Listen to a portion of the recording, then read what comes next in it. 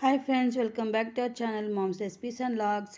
ఈరోజు మా లంచ్లోకి నేను మెంతికూర పప్పు చేస్తున్నానండి. నానబెట్టుకున్న కందిపప్పులో కొద్దిగా వాటర్ వేసుకున్నాను.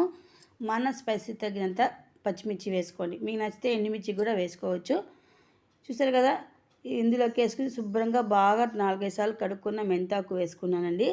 అందులోకి ఒక 2 టమాటాలు, అలాగే 2 ఆనియన్స్ కట్ చేసుకొని వేసుకున్నాను. మీ పులుపు తగ్గంత చింతపండు కూడా వేసుకోవాలి. సూపర్ టేస్టీగా చాలా బాగుంటుంది.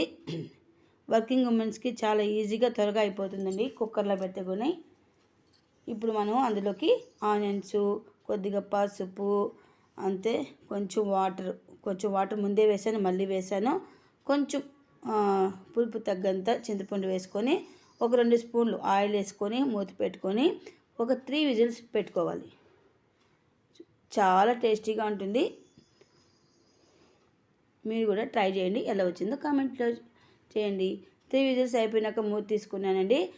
దీంట్లో కొద్దిగా సాల్ట్ వేసుకొని మెత్తగా మెరుపుకున్నాను. చూసారు కదా, ఈ విధంగా మెరుపుకున్నాను. ఇప్పుడు దీన్ని మనం తాలింపు పెట్టుకుందాం.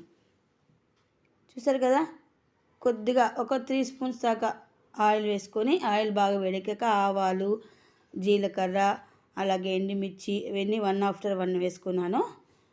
ఈ లోపల నేను పులుసులకు వేస్తాం కదా వడియం, అది నాకు ఉందండి. అది కొంచెం వేసుకున్నాను. అది పప్పుకి కానీ రసంకి, అలాగే కారపులుసులకి, పుల్లగూరలకి చాలా బాగుంటుంది వడియము. అది వేసుకున్నాను. కొంచెం లైట్గా ఫ్రై చేసుకున్నాను. ఇప్పుడు పప్పులోకి కొద్దిగా ఇంగువ వేసుకున్నాండి. మీరు ఇంగువ ఆయిల్ అయినా వేసుకోవచ్చు, పప్పులైనా వేసుకోవచ్చు, అది మీ ఇష్టం. ఇప్పుడు తాలించుకున్న తాలింపు పప్పులోకి వేసుకొని 1 నిమిషం ఉడికించుకుంటే ఎంతో టేస్టీ మెంతికూర పప్పు రెడీ అయిపోయింది. చూసారు కదా, మా వీడియో మీకు నచ్చినట్టయితే లైక్ చేయండి, షేర్ చేయండి, సబ్స్క్రైబ్ చేసుకోండి మర్చిపోకండి. So yummy pappu. Thanks bye.